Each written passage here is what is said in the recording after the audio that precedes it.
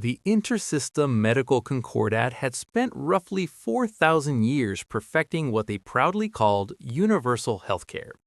Now, the name was a little misleading. It wasn't really about universal access. It wasn't really about equity or compassion or even particularly good bedside manner.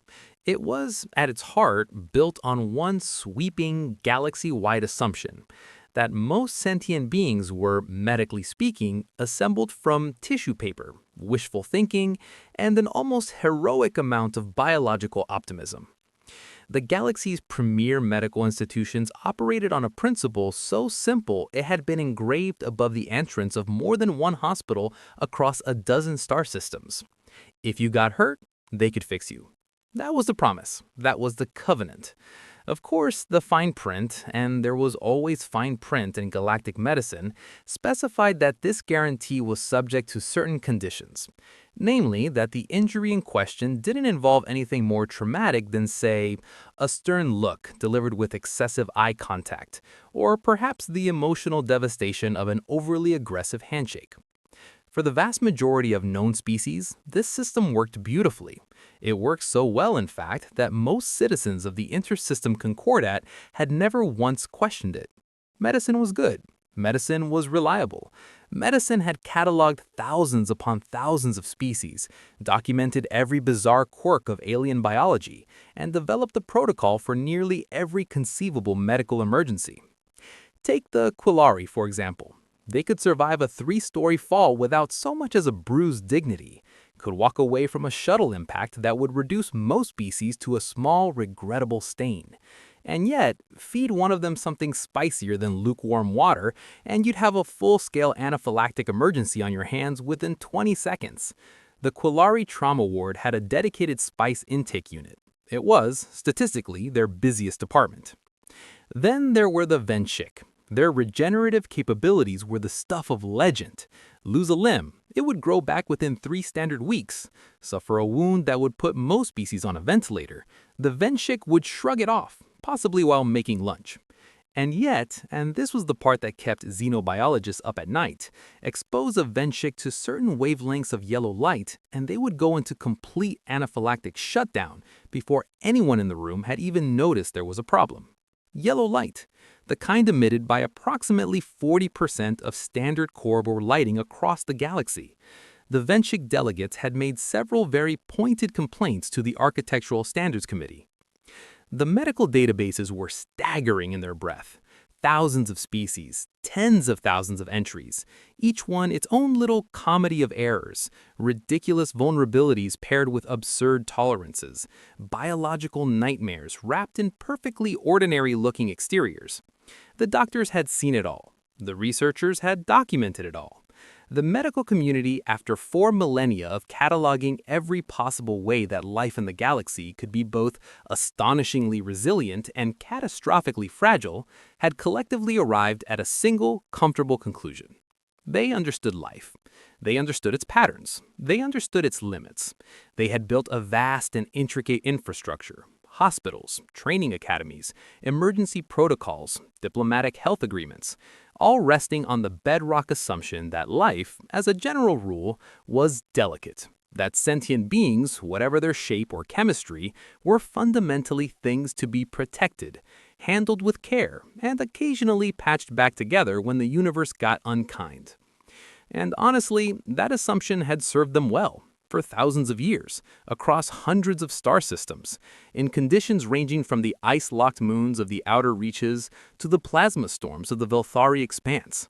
Right up until the moment someone filled out an Academy application from a planet that was, by any reasonable scientific measure, actively and enthusiastically trying to murder everyone living on it. Earth had been discovered approximately 7 months before the incident, which was the diplomatic way of putting it, and diplomacy was absolutely required here because the Galactic Cartography Union had very strong feelings on the subject. Their official position, stated repeatedly and with increasing irritation across several interstellar communiques, was that they did the discovering. That was their job. That was literally what it said on the organizational charter in 4 different languages and 1 symbolic diagram for species that communicated primarily through interpretive movement.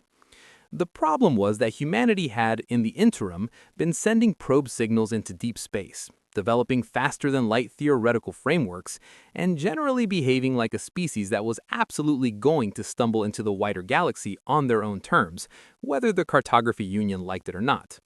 The initial contact was less a grand ceremonial meeting of civilizations and more a mutual moment of startled recognition, the galactic equivalent of two people reaching for the same item at a market stall and then awkwardly negotiating who wanted it more.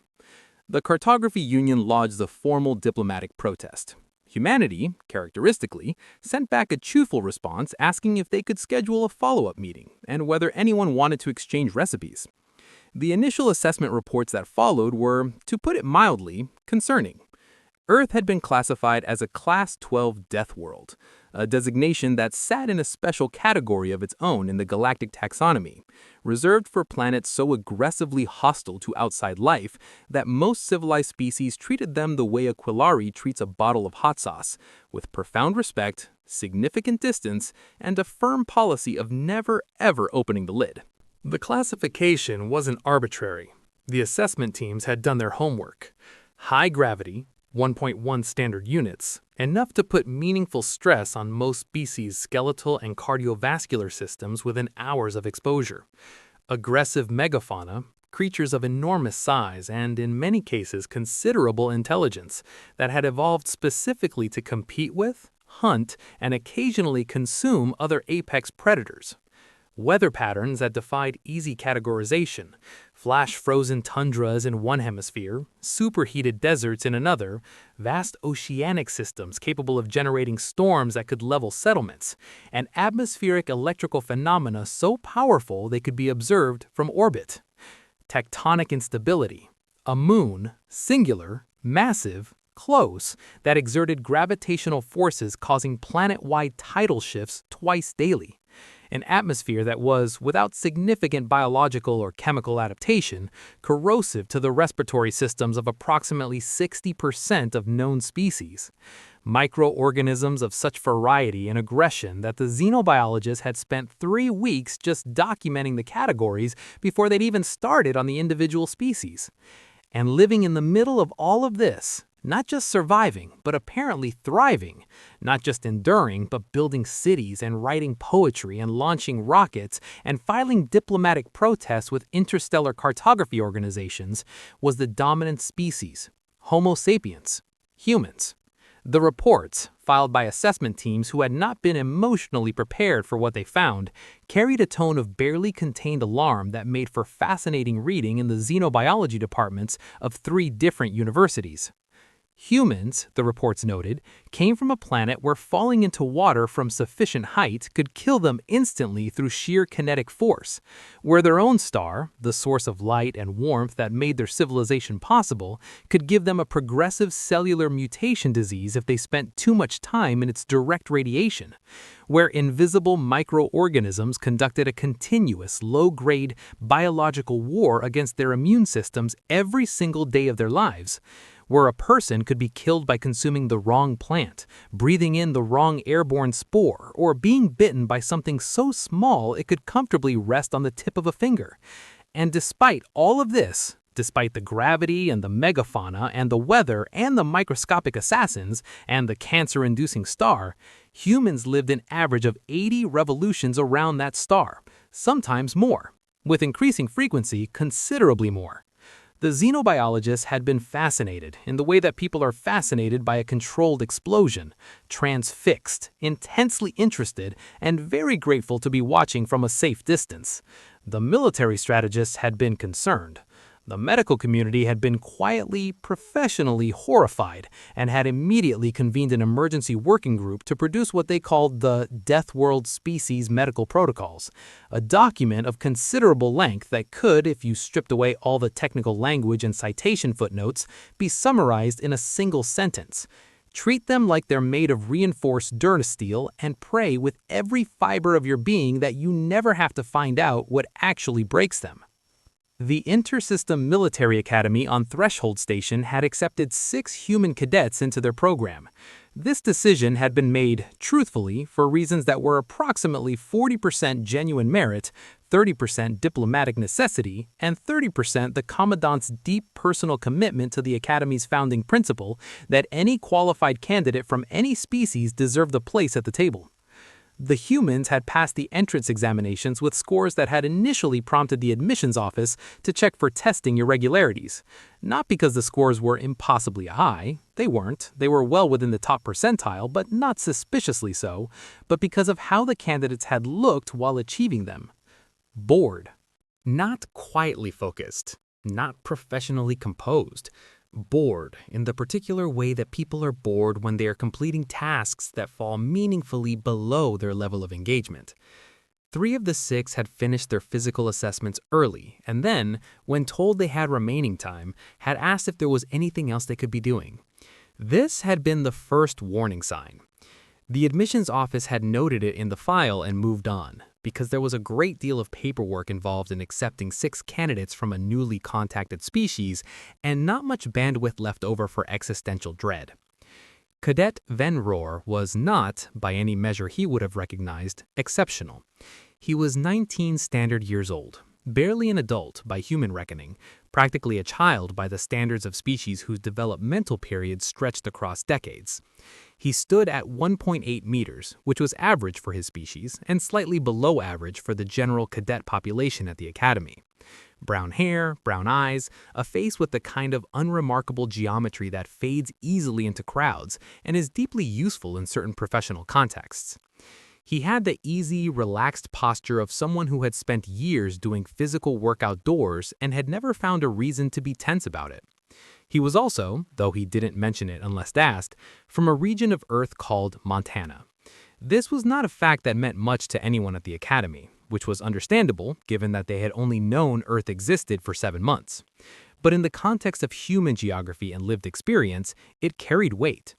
Montana was a place where temperatures dropping well below freezing were described by locals as a bit nippy, where the landscape included mountains that required genuine technical skill to navigate, and rivers cold enough to cause hypothermia within minutes of immersion, where the local wildlife featured creatures, bears, mountain lions, elk with antler spans wider than most room-length wars that had no particular interest in accommodating human presence and considerable capability to express that disinterest physically.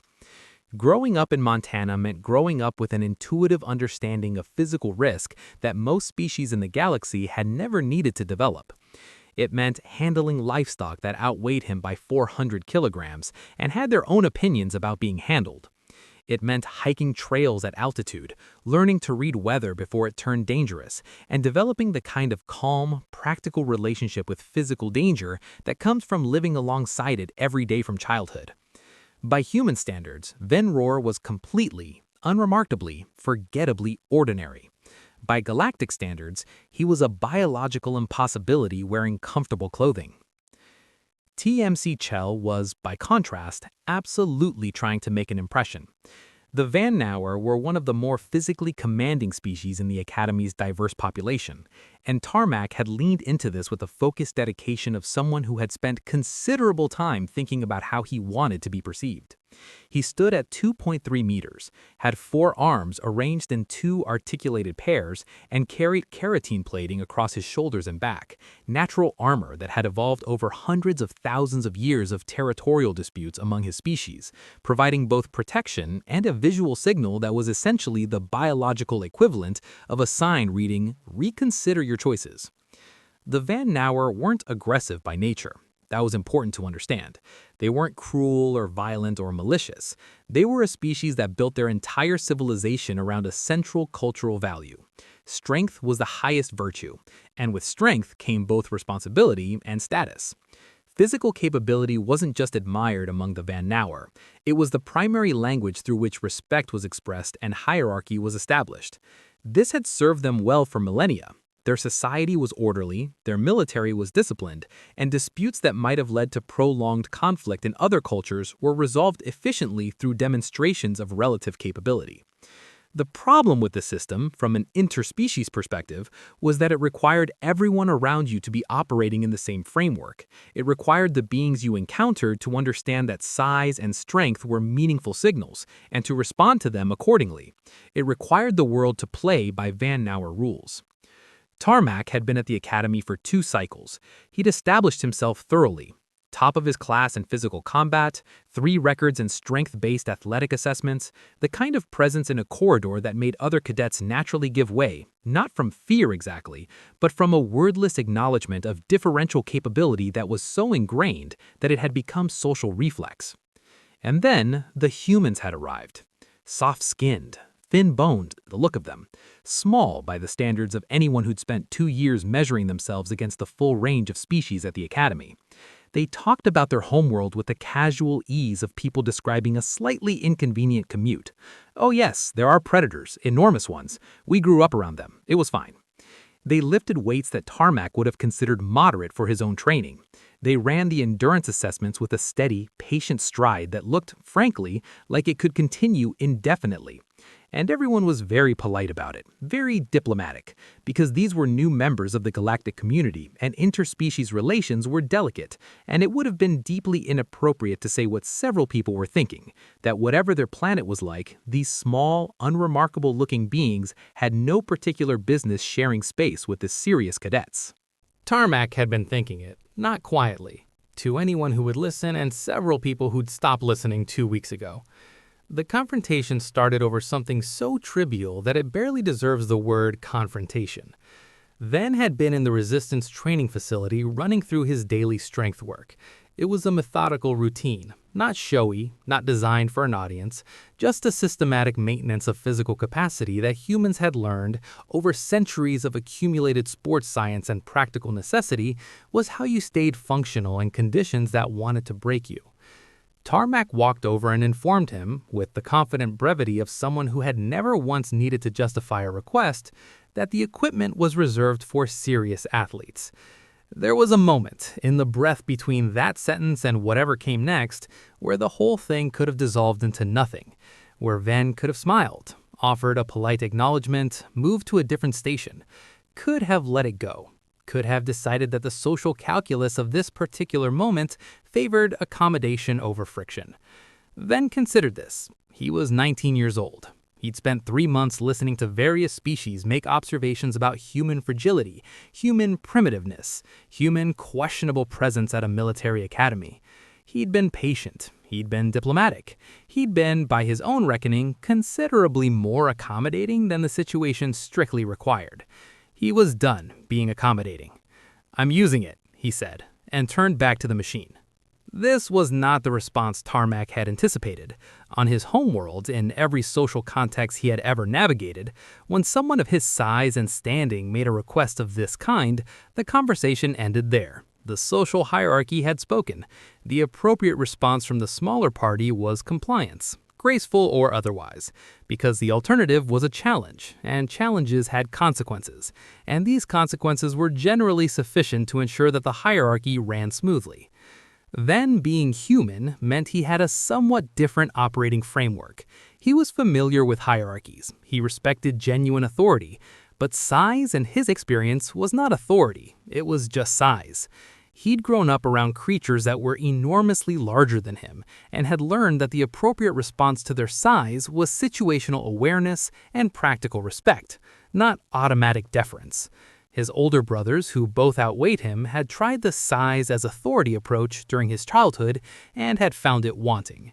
His father, who could perform feats of physical capability that most people considered implausible, had never once suggested that physical capability translated into social dominance. Also, and this was perhaps less philosophically sophisticated but equally relevant, he had been kicked by a horse twice and had climbed back up both times. Some oversized, irritable, insect-adjacent person making suggestions about equipment allocation was not, from Ven's operational perspective, a meaningful threat. He didn't say that last part out loud, which showed, in retrospect, a level of restraint that deserved more credit than it received.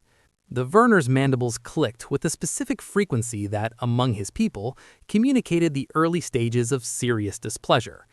"You misunderstand, human. I am not asking." "Neither am I," Ven replied, and added another weight plate to the machine.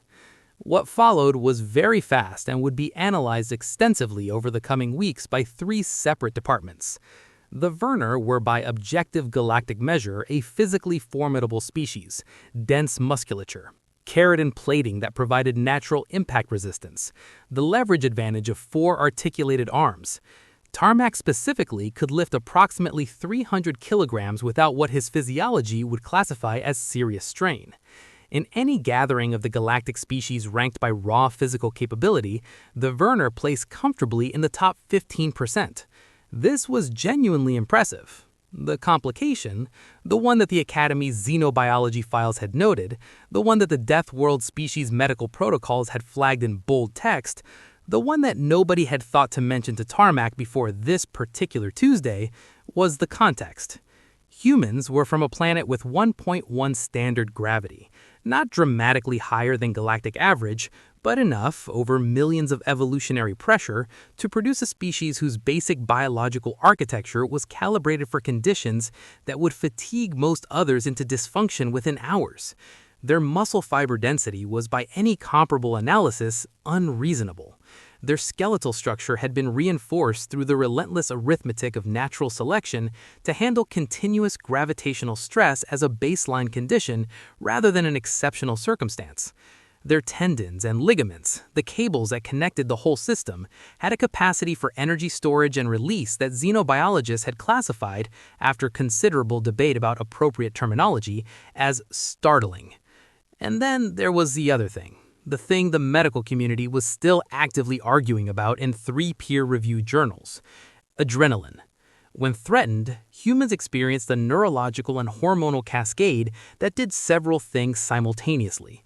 It increased immediate physical strength, it sharpened reaction time, it reduced pain sensitivity in ways that struck most medical professionals as frankly irresponsible from a biological design point of view.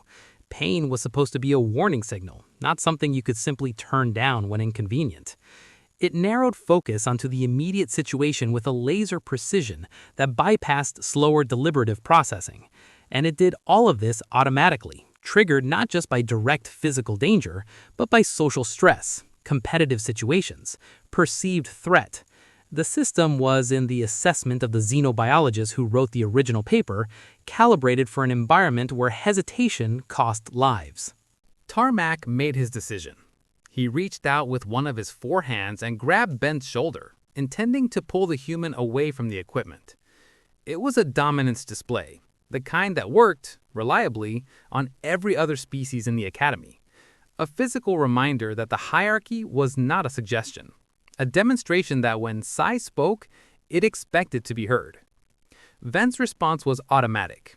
It was the kind of thing that happens before the conscious brain has fully processed the input, the body running on a program written over millions of years of extremely high-stakes field testing. He turned. He knocked Tarmac's hand aside, and when the Vener's second arm came up, whether in preparation for escalation or as a reflexive balancing response, the security footage would later be maddeningly inconclusive on this point. Ven did what anyone who had grown up with 2 physically competitive older siblings and a homestead adjacent to genuinely dangerous wildlife would do. He punched him. Not hard, by human standards.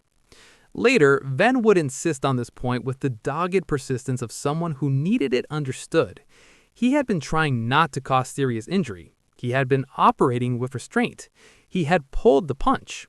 He had been trying to communicate in the clearest available language given the circumstances that he was not going to be physically relocated by someone who assumed that size was sufficient argument.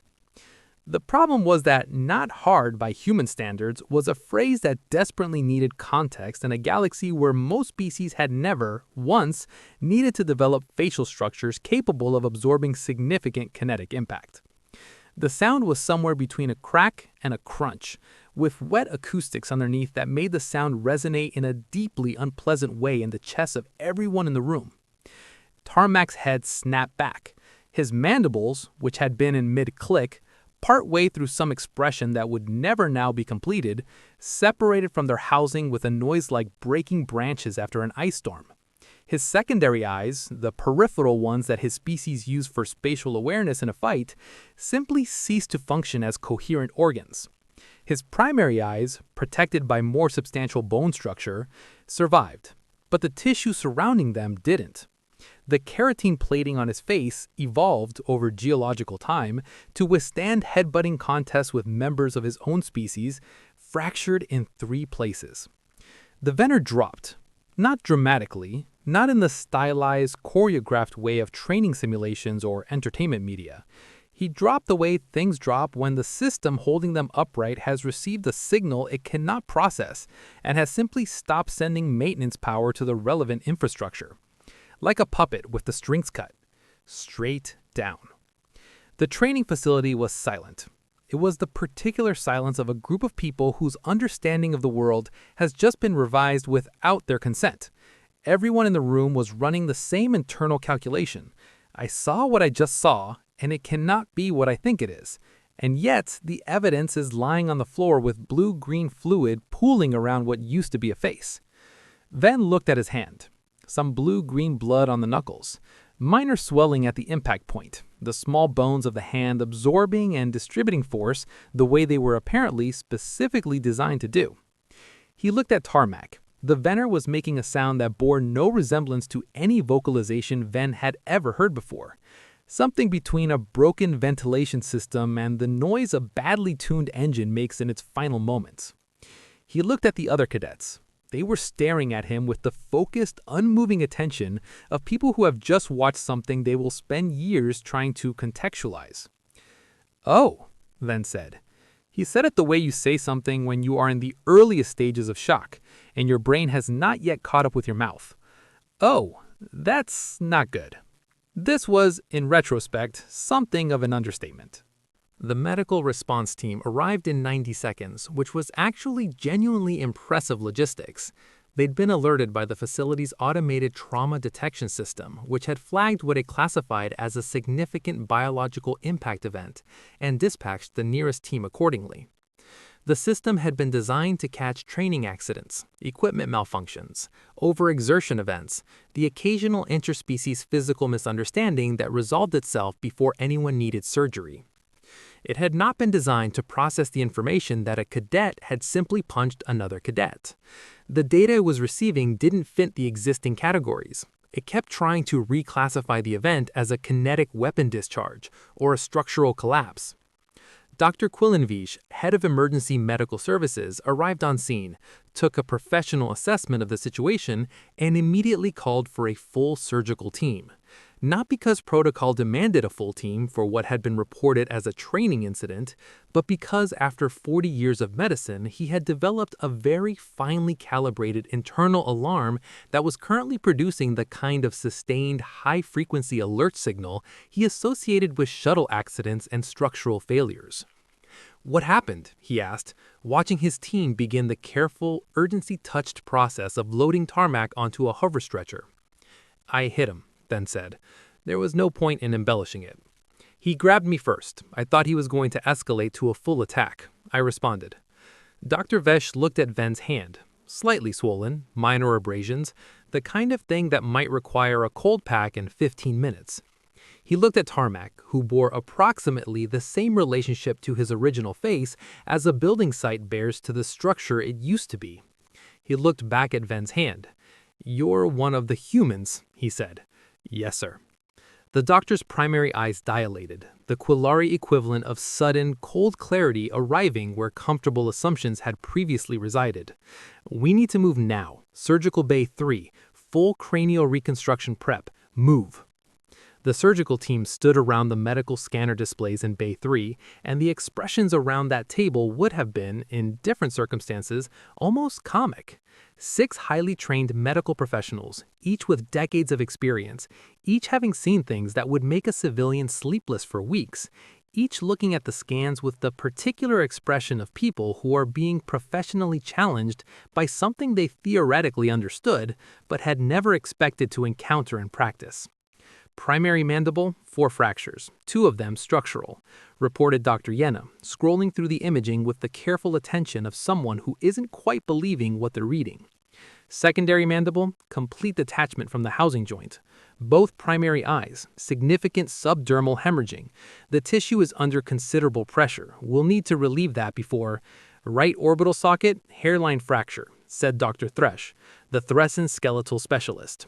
And I'm seeing microfractures throughout the facial bone structure, cascade failure from a single impact point. It looks like the energy just distributed outward.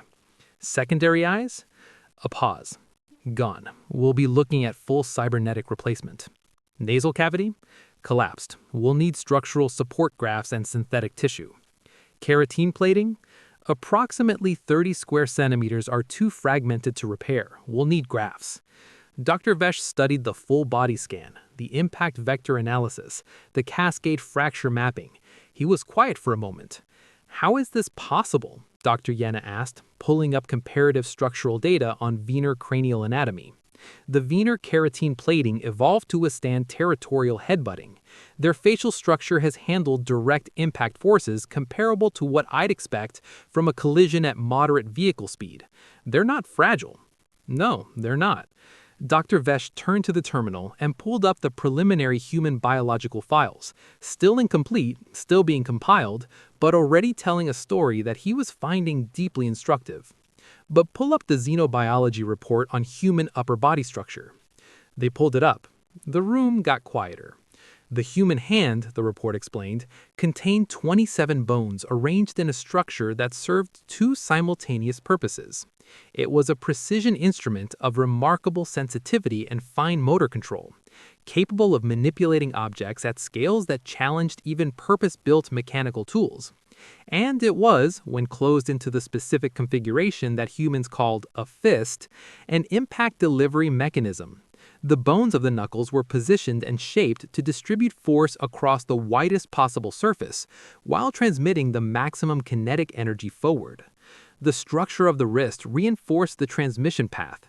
The density of the forearm bones, denser than venar equivalent structures, denser than almost any comparably sized bones in the galactic catalog, meant that the system experienced minimal energy loss from structural flex during impact. And the musculature behind it, compound muscle groups across the shoulder, chest, back, and arm, capable of generating rotational and linear force simultaneously, all channeling through that closed fist in a single coordinated movement. The explosive fast-twitch fiber ratio was, and here Dr. Vesh read the number twice to make sure he'd parsed it correctly, significantly higher than the equivalent measure in any non-Deathworld species of comparable size in the known catalog. They're designed for this, Dr. Thresh said. He was reading the analysis with the expression of a structural engineer looking at load-bearing calculations that keep coming out wrong. Look, there's specific skeletal adaptation in the metacarpals. The knuckle joint geometry is not present in this form in any other primate species we've catalogued. It's not incidental. It's a specific evolutionary adaptation for striking. Most species develop defense, Dr. Yena said, scrolling through the comparison data. Armor, size, venom, camouflage. Humans develop the capacity to deliver kinetic force as a primary survival strategy. It appears so, Dr. Vesh said. Their planet produced things that would kill them regardless of armor or camouflage, so they developed the ability to hit those things hard enough to matter. He paused. And there's a note at the bottom of the intake file. He highlighted it. Cadet stated the strike was delivered with significant restraint. Cadet estimated force at approximately 40% of perceived maximum capacity. Cadet reports intentional effort to avoid causing serious injury. The surgical bay was very quiet. 40%, Dr. Thresh said. One pulled punch, Dr. Yena said. 7 hours of surgery, Dr. Vesh said. Cybernetic eye replacements, synthetic mandible reconstruction, structural keratine grafts, nasal cavity rebuild, orbital fracture repair. From a reflexive defensive action delivered at less than half his estimated capacity by a 19-year-old who, by his species assessment, is completely average. He took a breath. I want everyone to keep that context in mind as we work.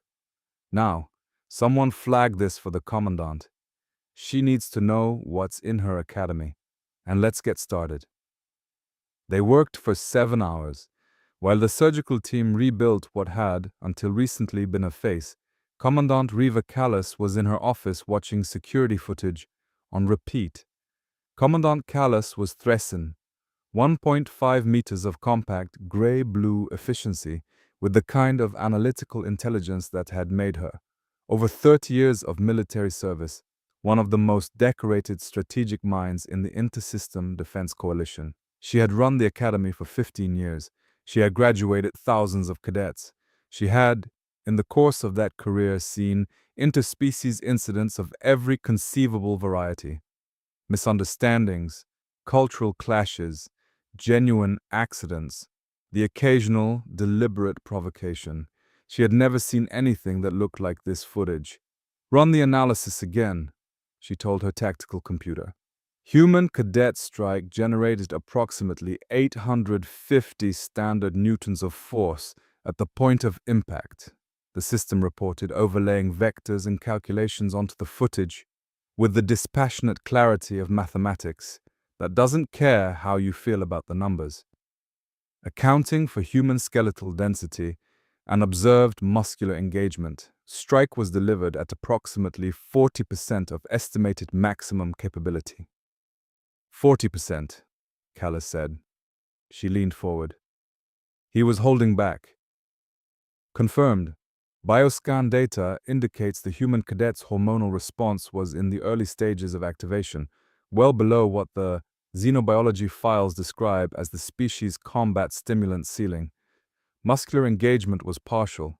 Strike technique is consistent with basic defensive training rather than aggressive combat patterns. Analysis is consistent with a reflexive defensive action with significant active restraint applied. 7 hours of reconstructive surgery from restrained, reflexive self-defense, delivered at well under half capacity.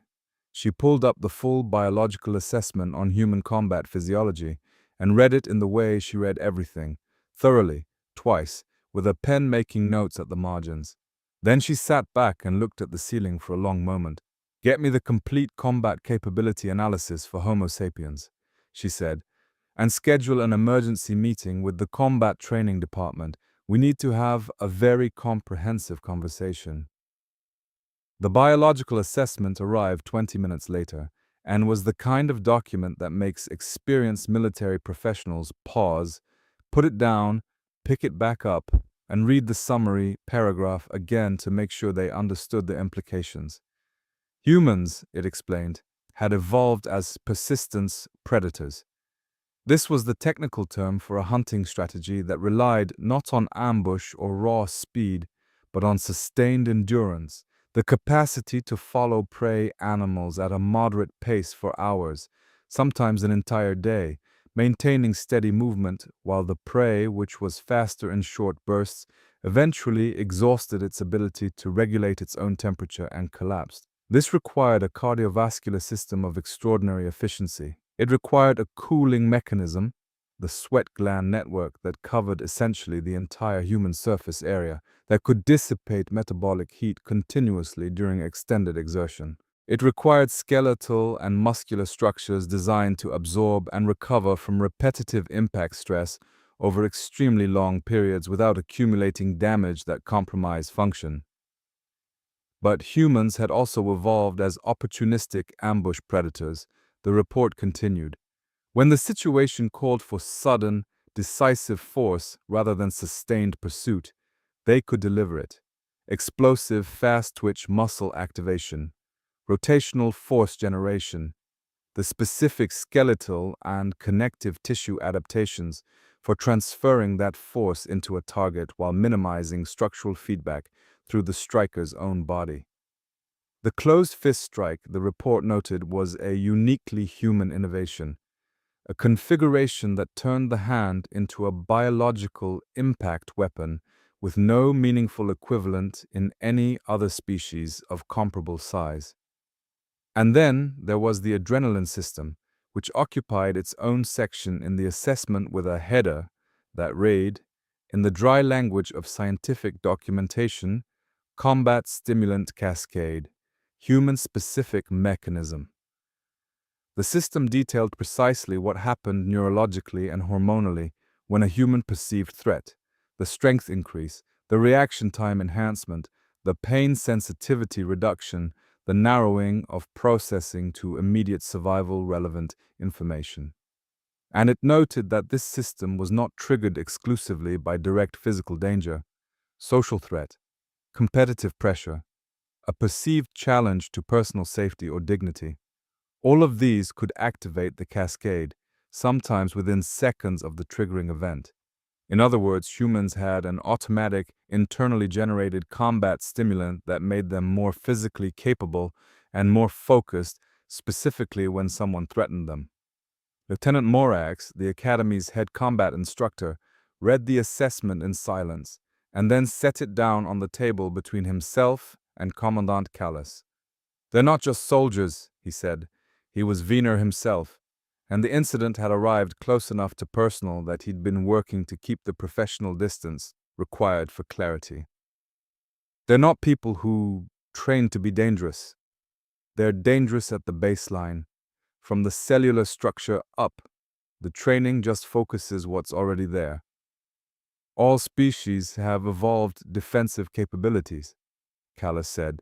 She said it without much conviction, as though she was holding the position long enough to hear the counter-argument. "Not like this," Morak said. "Other species developed passive defenses, armor, venom, speed, camouflage. Humans developed the capacity for offensive action as a survival mechanism, running and hitting, forever and hard. That's not a defensive adaptation. That's offense as a way of life." He paused. "And that cadet was 19. Average, by his species' own account. His father punched a bull, and the bull went down." "I know," Callis said. "I read the statement."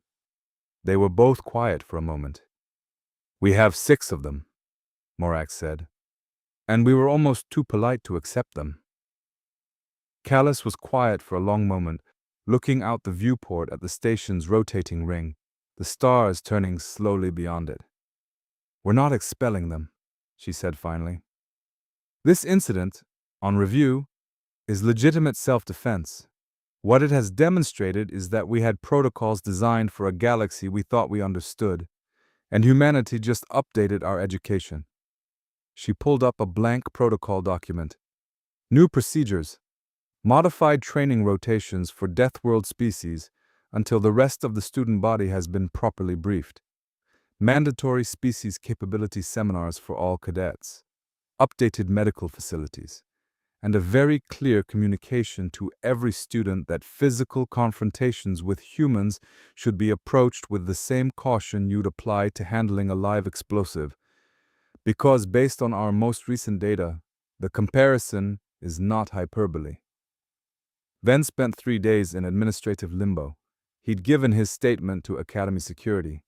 He'd been examined by medical personnel who had spent considerably more time than the situation seemed to warrant staring at his intact, slightly swollen, otherwise unremarkable hand. He'd been confined to quarters while the investigation proceeded. He had expected consequences. He had punched another cadet with enough force to require reconstruction surgery. Self-defense or not, this had to violate something. What he had not expected was to become famous. The rumor network of a military academy is a remarkable piece of social infrastructure.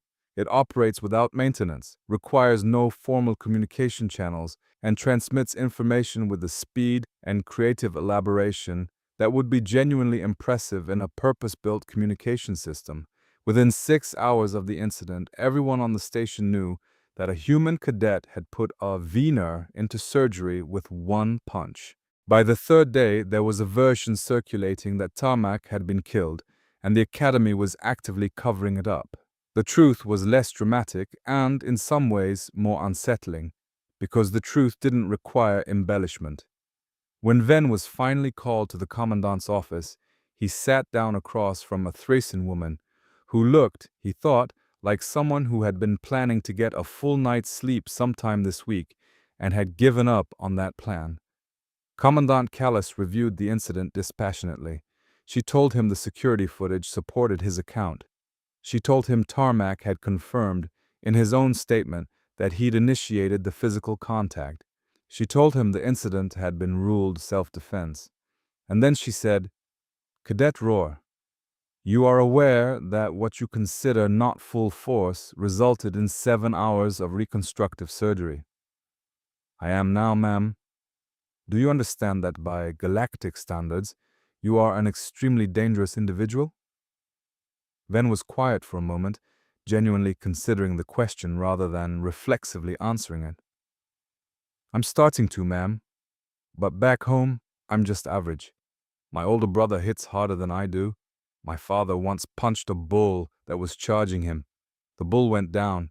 He broke 3 fingers doing it, but the bull went down." He paused.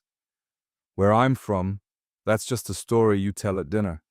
Nobody thinks it's unusual." Commandant Callis was quiet for a very long moment. "Your father punched a bull?" "Yes, ma'am. It was a defensive situation. The bull was going to hit my little sister. He broke his hand. 3 fingers. He set them himself on the way to the medical clinic." Another silence. "You're not being expelled, Cadet Rohr. You're not being formally disciplined. You are, however, being enrolled in a mandatory course with our Xenocultural Liaison Office. You need to understand, really understand at a practical level, how other species read physical contact and threat displays, because what reads to you as a proportional response can be catastrophic to a being who didn't evolve in the same conditions you did." She held his gaze. "Is that understood?" "Yes, ma'am. Completely." "How is Cadet Tarmac?" he asked, because he needed to know. "He'll recover. His face will carry evidence of what happened for the rest of his life. The synthetic components, the reconstruction seams, but he'll recover fully. He's also requested to speak with you once medical clears him." Ven looked up. "He wants to talk to me." "Apparently, extensive reconstructive surgery provides perspective," Callis said dryly. "You're dismissed, Cadet. Try not to put anyone else into surgery." "I'll do my best, ma'am." 3 weeks later, Tarmac Joel walked out of the medical wing and into the Academy's meditation garden. He moved differently now, carefully in the way of someone who has recently been reminded that their body is a system that can be disrupted. His face carried the evidence of what had happened. Not grotesquely, the surgeons had been extraordinary, but if you knew what to look for, you could see it. The mandibles moved with a slight mechanical precision that nature hadn't originally put there. The secondary eyes had a faint luminous quality that was almost beautiful. If you didn't know, it meant they were cybernetic. The keratin plating over his left cheek was subtly lighter in shade, where the grafts had been applied. Ven was already in the garden when he arrived, sitting on one of the stone benches with the posture of someone who had been rehearsing what they were going to say and had still not settled on an opening. "You look good," Ven said, because it was true and because he didn't have anything better. "For someone whose face you destroyed with one punch," Tarmac replied, and there was something in his voice that wasn't anger, wasn't quite humor yet, was in the territory between them, working its way towards something more settled. "Yes, I suppose I look good." A silence. "I'm sorry," Ven said. "I didn't mean to hurt you that badly. I thought I was applying appropriate force. By my own standards, I was. That's not an excuse. It's just context. I'm sorry." Tarmac settled onto the bench across from him and was quiet for a moment, looking at the engineered garden around them. The careful recreation of multiple planetary ecosystems in miniature, each behind their environmental barriers, coexisting in proximity without destroying each other. "Don't be sorry," he said. Ven looked at him. "I mean it. I initiated physical contact with someone I didn't understand. I made assumptions based on appearance. I looked at your species and saw small and soft and concluded fragile. I was operating on arrogance dressed up as cultural precedent." He touched his face, carefully, The way you touch something that has changed, and you are still mapping the new geography of it. The Wiener have a saying, know your opponent before you challenge them. I didn't know you.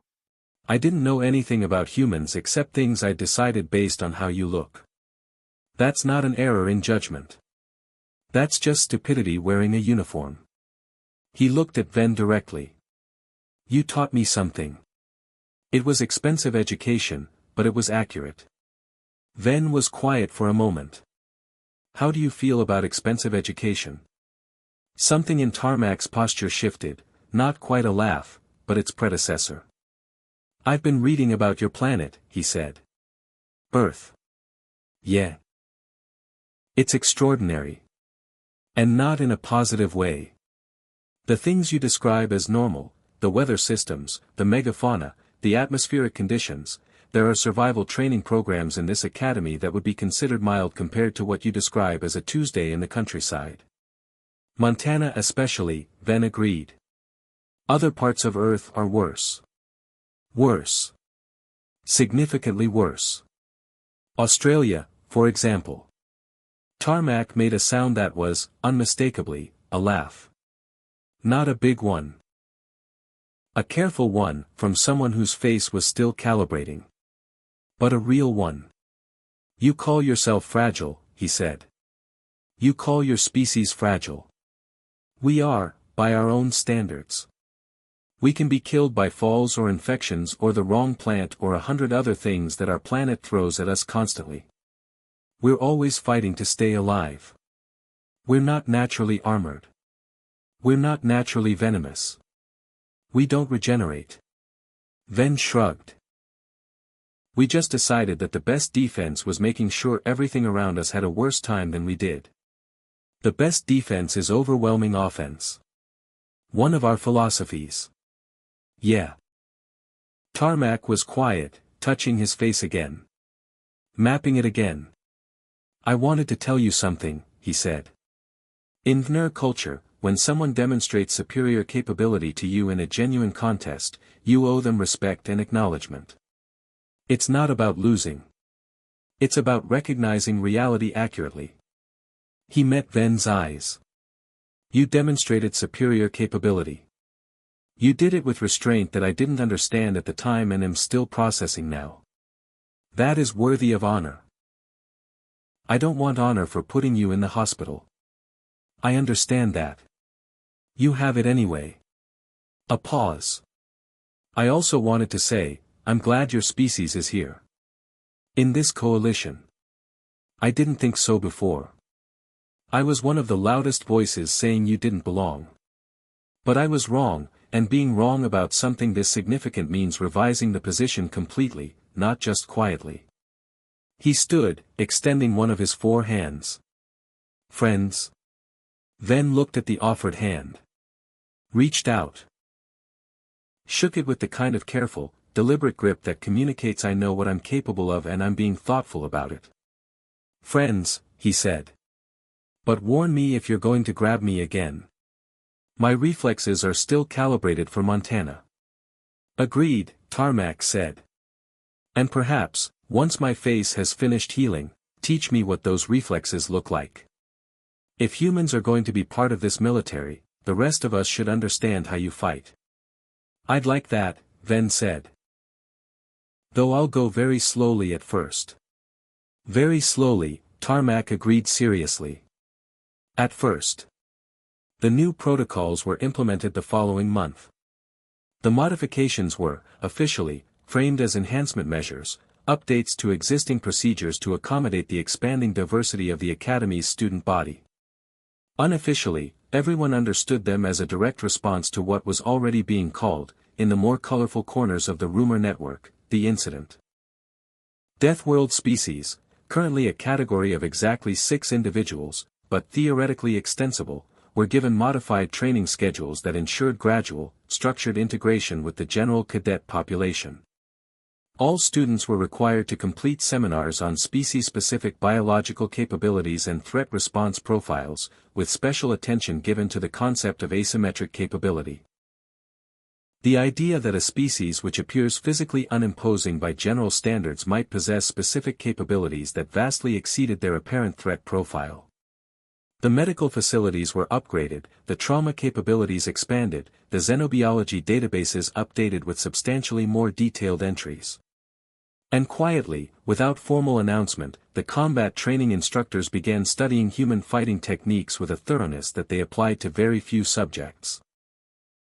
Because it had become clear, had been made very, literally, concretely clear in Surgical Bay 3 over the course of 7 hours, that if war ever came for the Intersystem Defense Coalition, having beings who could fight like humans would not be a tactical advantage. It would be a survival margin. Ven Rohr completed his 4 years at the academy with honors. He never put another cadet into surgery. This required genuine discipline.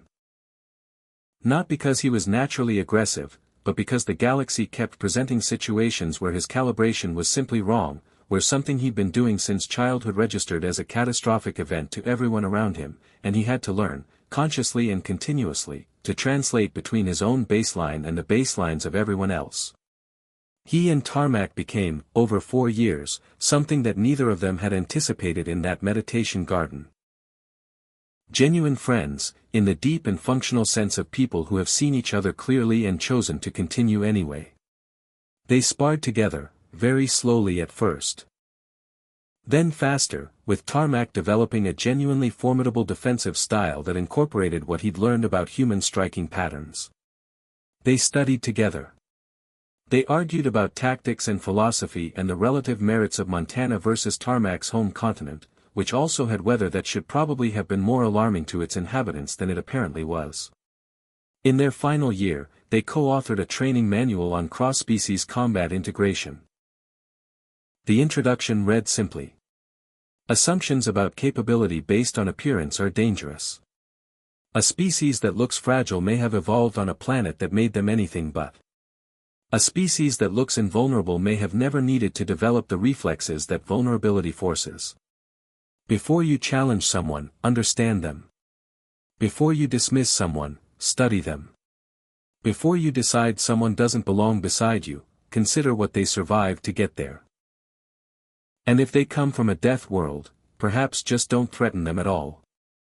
Dr. Quillenvish updated his medical databases extensively following the incident and its aftermath. The human entries grew from a preliminary file of a few dozen pages to a comprehensive document that was later adopted by 3 other medical institutions as the standard reference for Homo sapiens biological profiles. He added a special flag to all human patient files. In the official system it read: Deathworld species, modified protocols required, unofficially, in the notes section that only he saw, it said, handle with care. Do not assume standard limits apply. These are people who evolved in conditions that should have killed them, and they carry that history in every cell. Treat them accordingly, with the respect you'd give anything that has survived what they survived, and still had the capacity to be kind. Commandant Reva Callas included a section in her annual report to the Intersystem Military Command that generated more discussion, debate, and referenced citations than any other section of any report she'd submitted in 15 years of command. She wrote about the integration of Deathworld species into military structure. She wrote about asymmetric capability and the assumptions that comfort and protocol had allowed them to build up without examination. She wrote about the incident, calmly and without editorializing, and then she wrote: The experience of the past months has taught us something we should have understood from first contact. Species that evolved in conditions of extreme adversity do not become capable despite those conditions. They become capable because of them.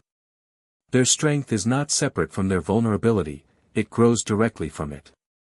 They are strong because they had to be. They are resilient because their environment accepted no other option. Humanity brings a capability to this coalition that we did not know we were lacking. Not just physical capability, though that is significant, and its significance should not be minimized. They bring the understanding that survival is not a given. That safety is not a background condition. That strength is something you build, and maintain, and use in service of something worth protecting. We have spent 4,000 years developing universal healthcare for a galaxy we believed we understood. In 7 months, humanity has shown us the limits of that understanding, and in doing so, has made us better. More honest about our assumptions. More careful about our protocols. More aware that the galaxy is larger and stranger and more demanding than our comfortable categories suggested. This coalition will face challenges that our current protocols do not anticipate. When it does, I want people beside me who evolved on a planet that tried to kill them every day and still found reasons to build cities, write poetry, launch rockets, and shake hands carefully with species they just met. Earth doesn't raise its children to be gentle. It raises them to survive. And in a galaxy that is still, beneath all its civilization and protocol and universal healthcare, a very dangerous place, that may be exactly what we need. Ven walked through the academy corridors on graduation morning with the ease of someone who had learned, slowly and through genuine effort, the specific social geometry of a place that had not been built with his species in mind. Other cadets gave him slightly more room in the hallways than strictly necessary. He'd stopped noticing this months ago. It wasn't fear, exactly. It was the practical acknowledgement of differential capability that is, in healthy communities, simply good situational awareness. He'd learned to recognize it as a form of respect, once he'd learned to read the context. His hand carried faint scars across the knuckles from that one day in the training facility. The only lasting physical evidence of an event that had changed, in small but measurable ways, how the academy worked, how species understood each other, and what the Intersystem Defense Coalition thought it knew about the beings who had just joined its ranks. He thought about his family, briefly, before the ceremony. His father setting 3 fingers on the way to the clinic. His older brothers, larger and louder, and the reason he'd learned to be precise rather than powerful when he didn't need to be powerful. Montana in October, the first frost on the mountains, the elk moving down from the high country, the sky that particular shade of blue that meant cold air coming from the north. A planet that tried to kill you every day. He'd never thought of it that way. He'd just thought of it as home. He walked into the graduation hall where Tarmac was already waiting, in dress uniform, his reconstructed face carrying its evidence with the equanimity of someone who had decided that the story it told was worth telling. They shook hands, carefully, as always, because some calibrations you maintain out of respect. Ready? Tarmac asked. Been ready, Ven said. The galaxy, as it would turn out, was not quite ready for them. But it was learning.